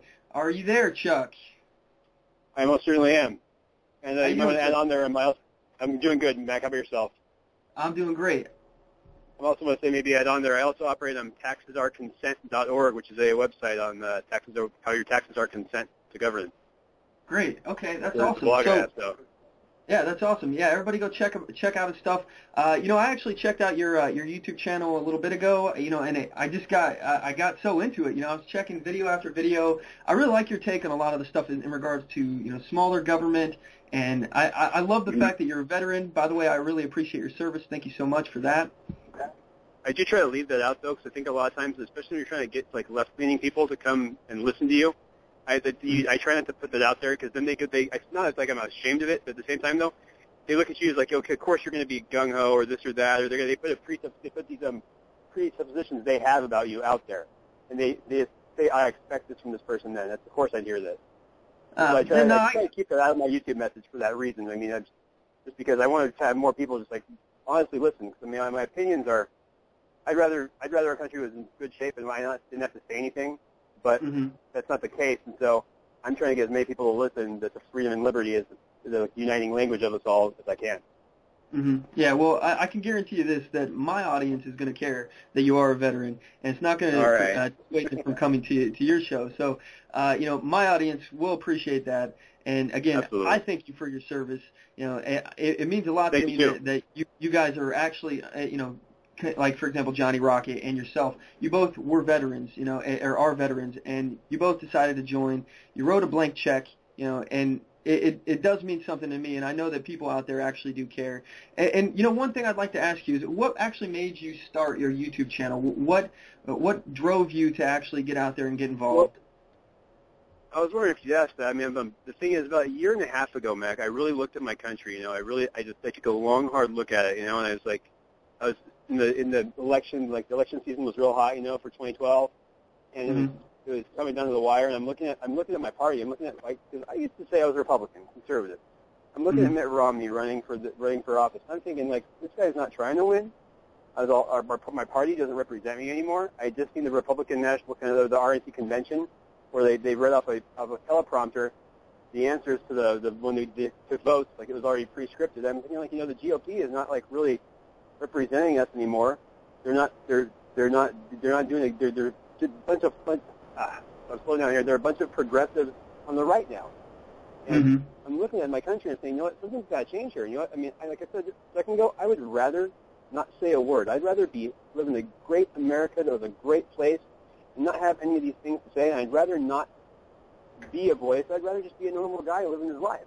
But when I see the country going down the path it's going down, and I see us doing it blindly, ignorant of the history that's come before us and where that path leads, I can't in good conscience sit there and look at it and not say anything. I can't just stand here and go, oh, well, I guess it's too late. I'm just going to accept the status quo, and it is what it is. I refuse to accept that. Absolutely. And it will be too late if we don't do anything. It's never too late as long as you're trying. That's one thing that people don't get is they think that, there's nothing we can do. For example, Obamacare right now, law of the land. Yeah. They keep saying it's the law of the land. Stop trying to change it. It's the law of the land. Well, slavery was the law of the land, and we changed it. And if we look at what the progressives are doing right now, everything that they've been trying to chip away, all these freedoms that we have, they are already the law of the land, and they're trying to take them away. They're trying to change it. Absolutely. And the thing, you can really see that reflected through society when you look at, and I hate to criticize them because I know they see the underbelly of society whenever they're called that something bad's happening, but you see it in law enforcement. These guys, they go around and it seems like they'll pass, any law a politician passes, they will enforce it. At what point, as a police officer, at what point would those police officers actually realize, hey, this is unconstitutional, why am I doing this, I need to stop? I think every police officer needs to ask himself that question. Yeah. And in fact, hey guys, if you're out there and you're a police officer, I'd love to hear from you. 619-924-0986, 619-924-0986, or email the show at talk@OnTheMoveShow, and let us know what you have to say. If you're a constitutional sheriff or you know of one, tune in and let us know what you have to say on this. All right, what were you saying, Chuck? Well, I was going to say, I'm the one willing to talk about my situation than you. Recently I was stopped by the LAPD, and I practice driving, and I'm not a sovereign citizen. I think that there should be some law, but they should all follow the Constitution. I don't have a driver's license. I don't register my car. And it's not because I lost it. It's because I chose not to pay for it anymore. And I chose not to pay for it. I mean, we have innumerable rights. It means our rights are not limited to what's in the Constitution. It goes beyond that. They're unenumerated, whereas the governments are enumerated. They're numbered. And so the right to travel has been one of those rights that precedent has been established on. And so, I mean, that's also part of my tax fair consent thing. It's like, if you're going to want the government to change, you have to make it need to change. And part of that is taking away the money from it. As long as you're giving things like the DMV money and registration for a car, and that's really not only a violation of your rights like property, you're having to pay a yearly duty to own it, but on top of that, too, you're funding the mechanism that is used against you. Exactly. Yeah, I totally agree. But these cops, it doesn't make sense for us to actually pay for permission to do something that's supposed to be a right, like your right to travel. And one point that I make is, as far as the right to travel, as far as driving and having to be licensed and permitted to do that, is how it affects your other rights. Like, for example, let's say that you wanted to go to church on Sunday. That's practicing your First Amendment right, freedom of religion, your human right to practice your religion. So you want to drive to your church, and now you don't have the money to, let's say you could not afford, you literally cannot afford to pay the registration and to pay the fee to get a driver's license. Well, now it's infringed on your religious right, your right to do it. Not only your right to travel, but your right to practice your religion. There's other pieces of like all subsets of oppression in the actual DMV. It's almost in every state-based DMV as like subsets of oppression inside the actual whole licensing system and the registration system. For example, like when they put these smog laws out there saying if this car makes this much more pollution than it's supposed to, you can't drive it. What that does is the people who claim to be the most tolerant people in the world, the left, the tolerant left is the most intolerant people in the world. They put that law in there about smog and stuff. Really what they've done is now they've said if a guy can only afford a $500 car, can't buy a $500 car because usually they have problems and don't pass smog. Unless he can't buy that car because it's not acceptable to everybody else. But really, you're taking away the poor people's right to buy something that's of their means that they can afford to travel in. I mean, if you put a smog law out there that says the car has to be this little polluting or has to fit in these numbers, well, what if the cheap cars don't do that? So now you have to buy like a car that has the smog costs probably about $2,000 pretty much on average. So now what about that guy who's got a wife and a family that's got $500 in his pocket and needs to get to work? What about him? What about the poor people? You're taking money out of their pockets, literally. What's that? Yeah. I said you're taking money out of their pockets, literally. Like you're literally helping impoverish these people because now, not only can they not practice their religious right, but now they have trouble getting to work and they can't afford to pay things in order to make money. Well, it's the laws like that. Where you're not actually letting him buy what's of his means, but he can afford at his level in society is that $500 beater car. And if he wants to get out of that car, believe me, he's not going to drive the smog polluting car forever. He'd rather have something nicer. But he's got to work his way up to that, and he needs that to do it. And there's a whole lot of laws like that, like even building code laws. I mean, a lot of things like that are. I mean, because here in California where I live, you have to have a certain percentage of LED lights in your kitchen, and you have to have them in your bathrooms. LED lights compared to a regular recessed fixture. I'm a contractor by trade. $6 for a regular recessed housing fixture, or $45 for an LED fixture. And so basically what you're doing is you're making it, somebody that's poor, you're making it so that they have some land and they can afford to build a decent house, something that's better than we used to live in 100 years ago, but it doesn't have all these LEDs. They can't do it because it doesn't pass code. So you make all these laws that they are environmental, they're helping people out, we're tolerant people. They're really discriminatory. They're classist at best. Now, what do you think about this? I heard in the news not too long ago that Seaside, Oregon, it's a little further away from where I'm at right now, but Seaside, Oregon just passed an ordinance that now makes it illegal for you to actually have an outdoor light that doesn't have this shroud over it. If you're anywhere within a certain proximity of the beach, and they're trying to do this so that the tourists there can see the stars in the sky. So that, and that's their reasoning behind it. It has nothing to do other than that, but just for tourism purposes. But they're telling people what they can and can't do on their privately owned property. Well, that goes back to the whole thing with like being able to build something of your means and having them discriminate against you for class, or maybe in my case, I'm telling you what to do with a car, having a driver's license. I mean, how do we own property if we can't do what we want with it? How do we have a right to property? The right to property, unless you can really, and I think the wording is, freely acquire, use, and dispose of as you see fit. If you can't do that with your property, that whole it's a farce. It's basically it's hollow words now, and that's scary to think because our founding fathers talked about how the right to own property, the right to property was one of the the key elements of freedom. Absolutely. I totally agree with you on that. Absolutely. So here's my question to you then. Okay.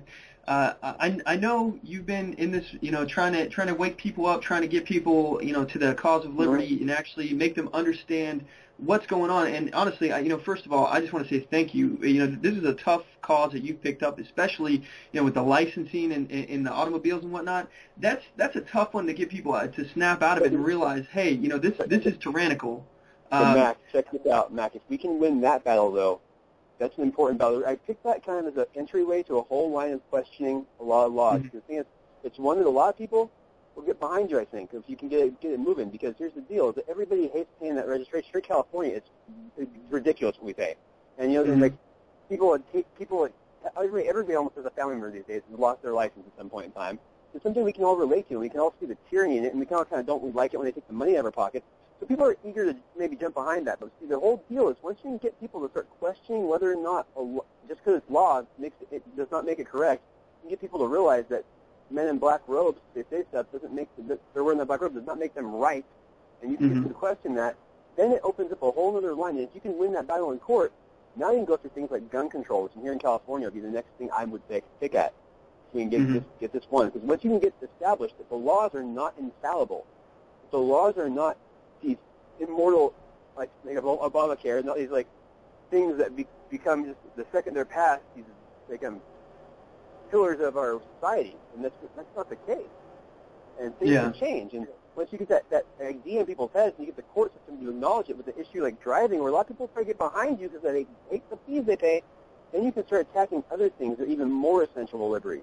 I think it's more one of those foot in the door things where you can get that one, you can get people to your cause, then you can start to establish that mindset of the law is questionable.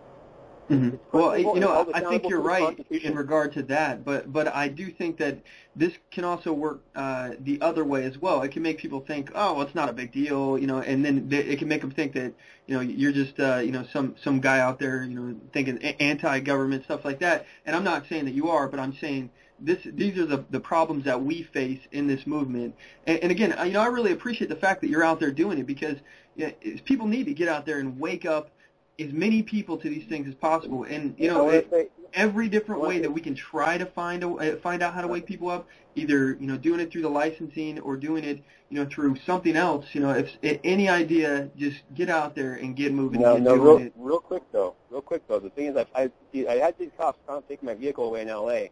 after I explained everything to them. I got so much judicial precedent sitting there on paper in front of them. But I will give credit to law enforcement. Before that, I've been pulled over like 12 other times. I've been to court once, twice actually. I had dismissed both times. The other times I've been to court, the other 10 times. I got a ticket 3 times. Once taken my car. The other 10 times I didn't get a ticket. These cops, when you show them you know the law and you talk to them, you're reasonable, they will a lot of times they'll listen to you. They'll hear what you say, and they'll know that you aren't some punk who just doesn't want to pay or got your license taken. You're doing this for a reason. And there's a lot of them that have listened. And to their credit, there's a lot of them who have looked at me and said, you know what, you're right. And I walked away without a ticket, my car, or the two of them that did give me a ticket that I went to court for, they had the respect to say, you know what, well, let the court decide this, and not take the vehicle. And the thing is, that's the thing. I've had an overall positive experience with it in that regard. Yeah. Because a lot of these cops, they're ignorant of the law. They really, honestly are just not taught. It's the problem with our schools and our cops. We don't teach people things like the Constitution anymore. We don't teach natural law at law schools anymore. When you go to law school now, you don't learn natural law, and that is the premise of everything the founders based our whole system on. Your natural, inalienable, God-given rights. Yeah, I totally agree. Teaching that to lawyers and judges, we have a problem. Yeah, well, Oregon State, they actually have a law in their Constitution. It's in the Constitution that requires them to teach for, I believe it's 5 years, the Constitution in schools, which they're not complying with, but it's in the Constitution itself. We talk about it on my YouTube channel in the Constitutional Study Groups. The YouTube channel is On the Move Show, so if anybody wants to check it out, I believe we talked about it in the first Constitutional Study Group. It's a 2-hour long clip, so it's in there somewhere. But yeah, I know exactly what you're talking about. That our government isn't teaching us the Constitution. That it's a problem with also the police departments. The way that their academy works. These people are graduating without even the basic concept of the law. They just know some of these things that they can get catch-all people like disorderly conduct or something like that, and then they sort it out later. It's funny to me because I've had this whole thing with the LAPD where they stick my truck. I mean, this whole thing I've had so many times. I've had twice that people tell me that the Constitution is irrelevant. There are laws, there are police officers in regards to California, like vehicle code and statute. I've had one tell me that when I was telling him what my rights are, and I was telling him the Constitution verbatim, telling me it's my opinion. And the thing is, and they always say that one line. They say, "Well, I'm just upholding the law," and they quote the state law they're upholding. But the problem with that is our state laws, yours and mine, state both have the Constitution and the Declaration of Independence for the country, the national Constitution and the Declaration of Independence in their founding documents for the state. And so, you're following this state law, but it violates the first part of the state charter that was ever passed. I mean, and I don't get that. Sometimes I'm flabbergasted, really, at some of the things I hear. Yeah, believe me, I understand. And I saw that video that you have on your YouTube channel. Again, for my listeners, it's youtube.com/Chuck Burns 4. That's a number 4, USA. Check it out. That was really crazy when that officer said, the Constitution is irrelevant. That blew me away. I couldn't believe it. These are people that swore an oath to uphold and defend the Constitution. Right. Hey, Chuck, we're going to go ahead and take a quick commercial break. We'll be back in about a minute 30. Are you able to stay with us for a little bit longer? Absolutely. I'm able as long as you need me. Okay, awesome. All right, we'll be right back, guys, and thanks for sticking with us.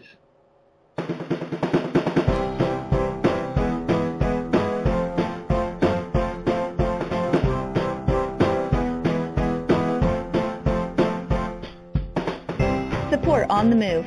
Help us make this podcast bigger and better. You can do this by going to our store and purchasing one of our hundreds of products. All designs are original and made for patriots like you. Just go to cafepress.com/onthemoveshow. We appreciate your support. Need design services? Logo design for $90, business cards, brochures, bumper stickers, signs, flyers, promotional products such as mugs, pins, bags, keychains, magnets, and so much more. Contact LaTasha Worley for a quote on your next project at Tasha, Tosha, at lworleyphotography.com today. Or visit me on the web at lworleyphotography.com and on Facebook at facebook.com/lworleyphotography and on Twitter at twitter.com/Tasha Worley. Show your support for a designer who believes in the Constitution and your rights.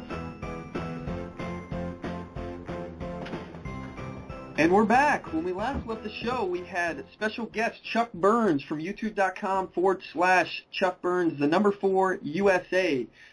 He is on the show. We're talking about liberty and the cause of liberty. If you want to join the conversation, the telephone number to the show is 619-924-0986. Again, that is 619-924-0986. Or you can email the show at talk@onthemoveshow.com. Chuck, are you there? I'm here. Okay, so what I'd like to know from you, I asked this question to a lot of my guests on the show, and I'm really interested to hear what you have to say about it because I like your take on it. Usually you have unique opinions on things, and I'm curious, what does it mean to you to be a patriot? Be a patriot? Well, that's these days. I think that word has become very polluted. I look at Twitter, and I think I have a video called "No More Compromise," and I say in there, we're all sitting here in old circles online. Everybody says I'm a patriot, but but what are you doing about that? I mean, we all pat ourselves on their back, but the fact of the matter is, the past 100 years of this country can be chalked up as a law. It's progressive. And I ask people, well, so what are you willing to do to change that? You start talking to them about the whole thing, the whole thing with taxesareconsent.org is, I tell people, you have to consent to your government, right? You have the right to retract it too. If you have to consent, that would make sense. You have the right to retract the consent. So if you have the right to retract the consent, that means that would be including paying taxes, and that's the best way because the politicians don't listen anymore. You can send Tea Party people to Washington D.C. They seem to change when they get there.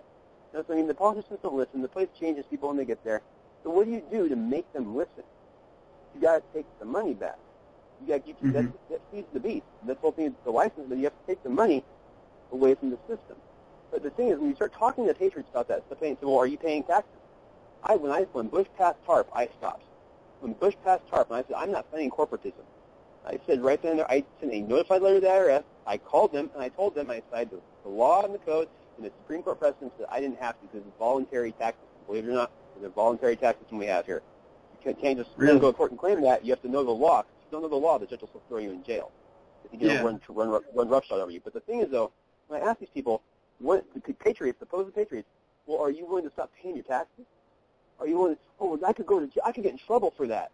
And, you know, that disgusts me. It's like, you know, this country's freedom was bought and paid for by men who put their lives on the line, who were willing to pay the ultimate price. They wrote that check that could be cashed for a price up to and including their, you know what.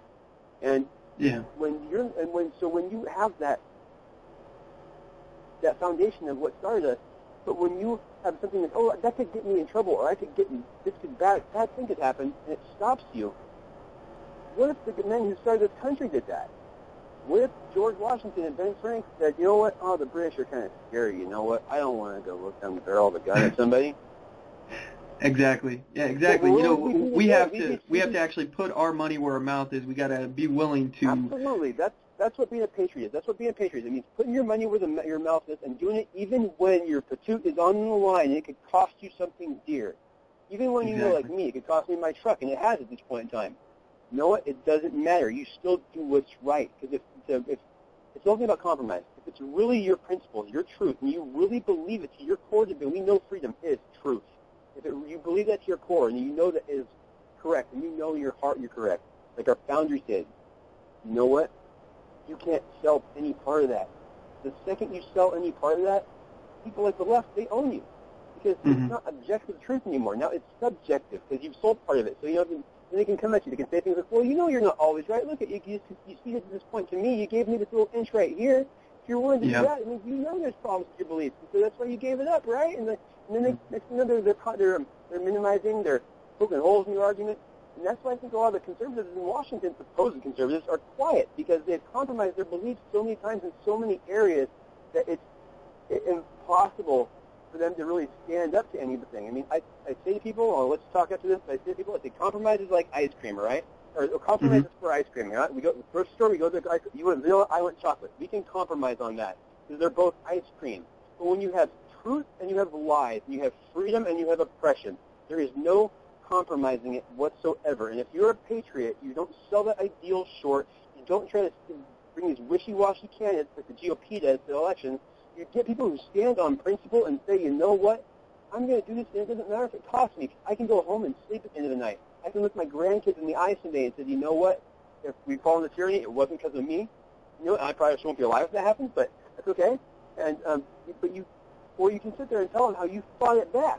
But you have to. If you're not willing to do that, there's a famous quote that says, you're only kept free by the exertions of better men than yourself. The quote goes, I think, some men are only kept free by the exertions of better men than themselves. That's awesome. That's a great quote. I will never be one of those people. That's amazing. Well, hey, Chuck, I really appreciate you coming on the show today. I want to give you a chance to promote anything else you got going on. What other websites, and if you could give your YouTube account and everything again so my listeners can check you out. The big thing is, like I said, the Twitter is thank everybody on Twitter that follows me. Actually, just right now, I need to do that because I just hit 15,000 followers the other day. And so I want to thank everybody on Twitter that's following me, all the 15,000 of you. If you're listening, any one of you, I put this show out there, so maybe it's a few of them are. But I thank you guys very much. You know, I appreciate everything. Like I said, I'd rather not be a voice. I'd rather our country be healthy. But you know what, though? I at least appreciate that I have to say something. Y'all listen. And also, the YouTube.com, it's youtube.com, /user/Chuck Burns 4, the number 4 USA. So watch the videos, check that out. It's you know, and just question everything. You know, like I said, don't believe me when I say look into things, question everything, and you know, think for yourself and think free. Don't think in the status quo. You know, because if anything else is going to be possible, something different can be possible, we have to first think that that's capable of even happening. If we don't think it's capable of happening, it won't happen. And one more thing, taxstartconsent.org is the website. It's for information about like retracting your consent through your taxes. Because if you fund tyranny and the machine is used against you, your consent is irrelevant. And on one other thing, too, on the tax start consent, you can find a link to my fundanything.com campaign. Right now, we're fighting the LAPD for the right to property, the right to due process, the right to travel freely as we see fit with the key principles of liberty. And they're hitting me right now. It's like almost $1,000+ in filing for a lawsuit. They're hitting me with a couple thousand more for the motions and stuff. About to have like 30 motions I'm filing on the case. I mean, so I can handle it, but I'd appreciate some help from patriots out there. It's financing.com, and you can find the link on my blog at taxdarconsent.org. I mean, and anybody wants to help out that, we appreciate it greatly. You know, and we're also going to be starting pretty soon up that same movement, a cop watch organization out here in Thousand Oaks, LA County area. So. Okay. Well, hey, Chuck, shoot me an email. Shoot me an email with all that information, especially with your donation fund that people can get. I'll put that on my show or on my show's Facebook, and I'll try to get some information out because I'd like to help you out with that as much as possible. So I'll try to get that message out. They're trying to kill me right now with these filing fees. I mean, it's insane. It's like, and I'm sitting there telling the people at the window, well, you know what? How can you do this? The DA did when he files a motion. The DA, when he went to go all the discovery, he doesn't pay you any money. How is it right that they charge us, the citizens, to get the cops get to use against you for free? Yeah, I totally agree. But yeah, shoot me the information on that, man. I'll get it out. I really appreciate you coming on the show today. I'm going to cut to a commercial break. I appreciate it very much. You're very welcome, and you are welcome on the show anytime. Like I said, please let me know if there's anything I can do for you, and I'll try to promote the heck out of this donation fund for you, because it's horrible what they're doing to you. You ever need a guest, you can always call me up. I'd be glad to come on, man. You're a good guy. Thanks for serving. Awesome. And have a great one, man. Thank you. You too. Take care. All right, so we're going to cut to a quick commercial break, and then we're going to wrap up the show. I got a few more segments that I want to talk about, and I appreciate you guys sticking with us. We'll be right back.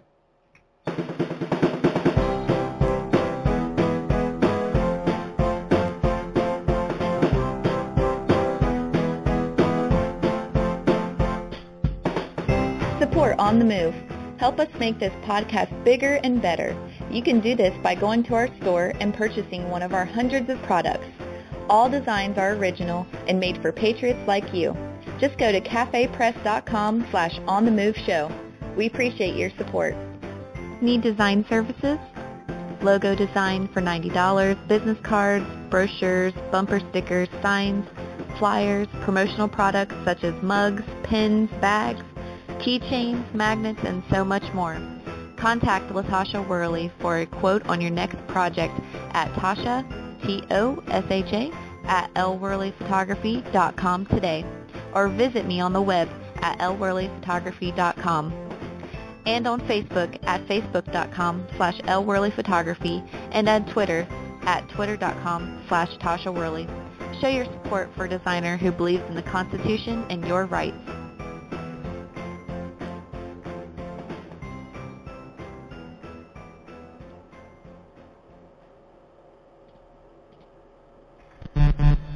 I challenge you to a duel. Did you hear that? Sounds like it's time for a challenge. Listener challenge. Listener challenge. Listener challenge. Listener challenge. All right, guys, it's that time again. Your mission, if you choose to accept it, is to sign the petition that Rand Paul has set up to repeal Obamacare. Go to Google and type in Rand Paul's petition to repeal Obamacare. It should be the first one to pop up in the search results. Sign it, share it, and talk about it with your friends and family. This petition can be used to show Congress that enough people are out there that are unhappy with Obamacare to want it gone. They know that for every one person that signs a petition, there are 9 others out there that feel the same way, but didn't know about the petition in the first place. Share this on your social media, please. Try to get the information out. Any group that you're a part of, let them know that there is a way that you can sign this petition. This is a very easy step we can all take to help get rid of this unconstitutional law. Please join me in signing this petition. Okay, so we have a special treat here. We got a clip here from when Obama was asked specifically about the debacle of the actual Obamacare Navigators. So here we go. Here's Obamacare when he was asked about the security flaws, the insecurity of healthcare.gov. The Tea Party, the anarchists of the country. One faction of one party. The anarchists have taken over. Pelosi's aloof, Reed just cows, Schumer's a freak, and the House kowtows. Boehner's a tool, Cantor's a joke, John McCain is just a fool. All this crap is getting old. The pain is ow, ow, ow. But there's one sound that no one knows. What does Barack say? I don't think that. But the extremists. What does Barack say? I mean, but let me just speak more generally. And I will not negotiate. What does Barack say? The election is over. The public is not paying close attention. I will not negotiate. The extremists. What does Barack say? I don't think that. But the extremists. What does Barack say? Okay, so I fibbed. That wasn't him talking about that, but I thought that was funny anyway. So, all right, I want to let you guys know that I'm doing a new segment. I haven't got any questions from you all yet, but I would love to hear what you guys have to say. This new segment is called Ask Mack, and we even have a brand new audio clip that we play for it now. So here we go. I'm going to play you the clip, and then we'll lead into the segue for this segment. When you got a question and you need some insight, I'm just not political. Mack is on your side. Go ahead and ask Mack. Go ahead and ask Mack. Okay, this segment is called Ask Mack. So what we're going to do is we're going to put a post on our Facebook, facebook.com/OnTheMoveShow, and it's going to give you guys an opportunity to ask your questions, anything that you're curious of what my take on it would be. Go ahead and ask your question, facebook.com/OnTheMoveShow, and we'll be more than happy to answer them on the air. I'll give you my take, my personal opinion. I may not have the answer, but I will at least give you my opinion on it. And, again, I'm not a lawyer. I'm not qualified to make legal, decisions or give you legal advice. But what I can tell you is, my philosophy on things.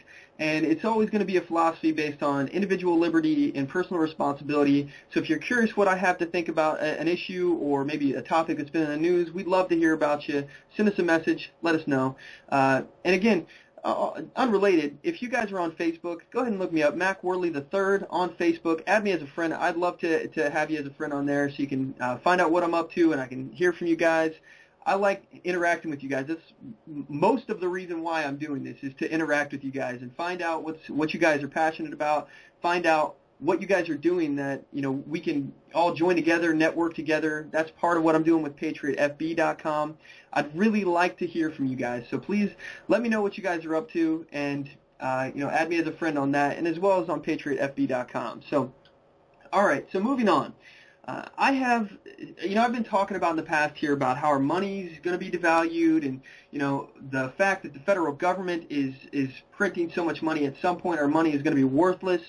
And I have been concerned about what to invest in. I've been wondering, is gold and silver, is that the best way to go? What's safe? What's the safest thing that you can invest in? We talk about like China, who's been investing in even more gold. I believe they've talked about doubling or tripling their gold reserves, and yet we're the ones that are crazy for wanting to get out of the U.S. dollar as our form of currency. We're the ones that are crazy for basically trying to establish some kind of safety net in case the currency, either totally devalues or inflation kicks in. Might I suggest that you look into buying food? And the reason for that, food has always been worth something. Gold and silver historically have been worth something, but I will tell you this, there will never ever be a time when people don't need food. People will always need food, and during times of emergency, people need it even more, and it becomes increased in value. So, when you look at gold and silver as an investment, that's a great investment, and I'm not bashing that in any way. But if you come to me with a gold bar and you're wanting food from me in a time of emergency when I can't go to the store and buy food, that gold bar isn't really worth anything to me. So I may tell you, hey, I don't want that gold right now. It's not going to help me feed my family. I'm not going to take food out of my family's mouth for gold. That doesn't even make any sense. I'm gonna tell you to go, pound sand because I don't need that gold. Now, let's say you have a skill or something like that you can barter with. That's a different story. But I suggest that you look into buying freeze-dried food. And you can do that by going to OnTheMoveShow.com. You click on the shop link, okay? And if you go there, go to our freeze-dried guy affiliate. That store is offering freeze-dried food at an affordable price.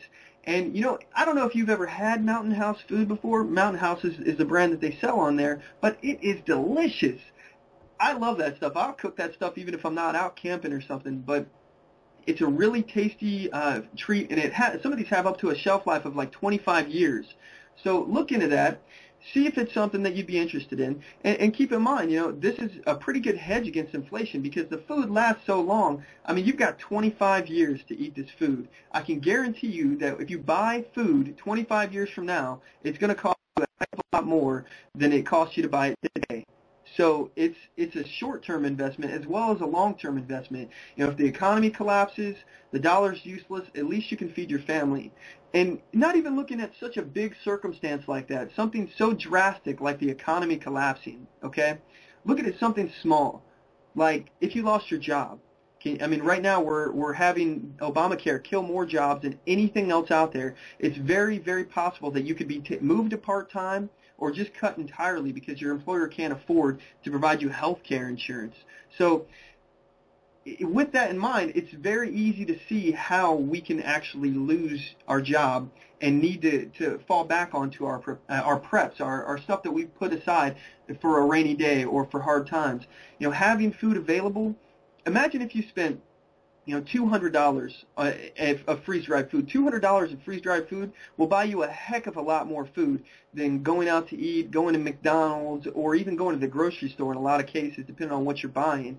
But if you buy meals, freeze-dried meals from our affiliate store, you know, you're going to save a lot of money in the long run, and you're going to save money right now. So look into it. If it's for you, you decide. You be the one to decide. But you know, might I suggest, I think it's a good route for you to go. Anyway, so what I would like to talk about now is basically just get back to what I was talking about in regards to the healthcare system and what we were talking about before. So, you know, one thing I always say is that people aren't stupid. You know, even though that the left, they seem to think so. They think that you're too stupid to decide what you can and can't put into your body. You're too stupid to decide what kind of healthcare is best for you. They think that states are too stupid to decide what to teach their children in their schools. I'm talking about Common Core, of course. So they think that people are too stupid and not trustworthy enough to own a firearm. Laws will change the way people behave. People will always find ways around laws or adjust their lives because of the laws. This concept is something that liberals continually fail to understand time and time again. There will always be unintended results of laws passed, some good and some bad. The liberal mindset seems to be that doing something drastic is better than doing nothing at all. They fail to understand that the free market is a self-correcting system. If you get out of the way, it'll fix itself. There's no system in the world that has done more to bring people out of poverty than the free market. As Milton Friedman points out, a 100% estate tax would change the way people save. Why bother working your whole life and saving your money if when you die, the government gets it all? How many of us would spend our money as we get it if we knew that the government would get it otherwise? How many people's motivation to work hard and save would be killed? If they weren't able to pass the money down to their children, what do you think would happen?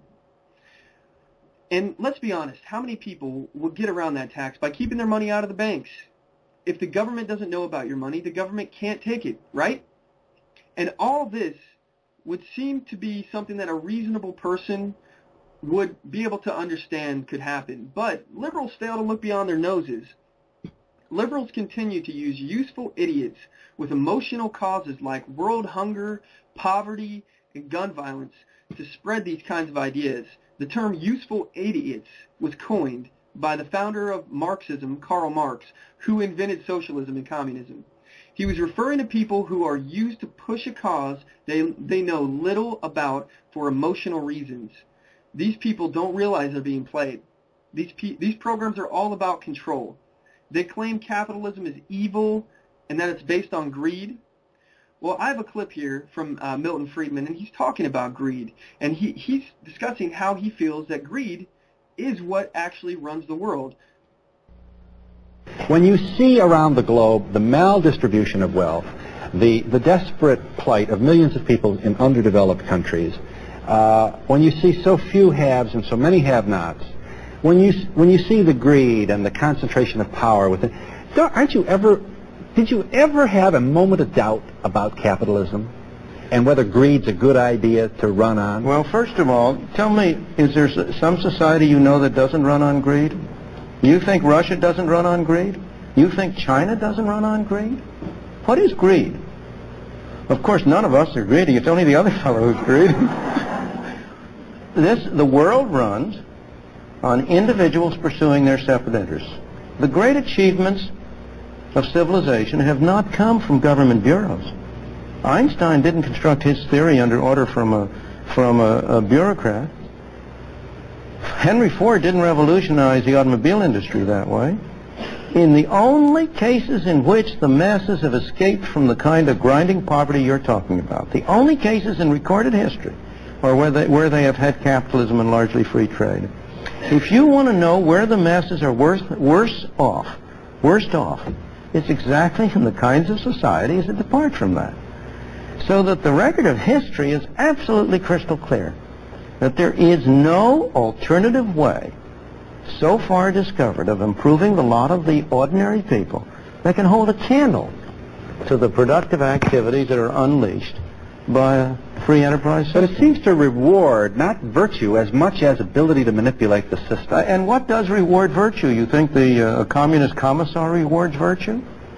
You think a Hitler rewards virtue? You think, excuse me, if you'll pardon me, do you think American presidents reward virtue? Do they choose their appointees on the basis of the virtue of the people appointed or on the basis of their political clout? Is it really true that political self-interest is nobler somehow than economic self-interest? You know, I think you're taking a lot of things for granted. And just tell me where in the world you find these angels who are going to organize society for us. Well, I don't even trust you to do that. All right, well, that's our show today. I really appreciate everybody for tuning in. I want to thank our special guest, Johnny Rocket of the Hot Rod and Romeos and host of The Launchpad. Again, make sure you check out his Facebook, facebook.com/JRLaunchpad. And I also would like to thank Chuck Burns, another guest that we had. He's a YouTube personality. He runs that YouTube channel, youtube.com/Chuck Burns, 4 USA. Make sure you check out his stuff and check my my Facebook page, facebook.com/OnTheMoveShow, because I'm going to put some updates about what's going on with him and his fund that he has to support the legal battle that he's going through right now. So, again, thank you so much, everybody, for tuning in. If you guys would like to tune in to the next show, you can give us a call at 619-924-0986, 619-924-0986, and you can join in the conversation. Or, if you'd like to, email us at talk@onthemoveshow.com. If you have any questions or comments, we'll put your email on the air, and we'll answer it to the best of our ability. But anyway, that's today's show. Again, I want to thank you guys, our listeners, our loyal listeners, for tuning in week after week. We really appreciate your continued support.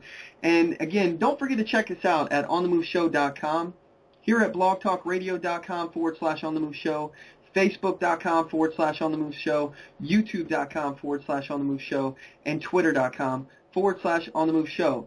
And as always, know your rights, assert your rights, and get on the move.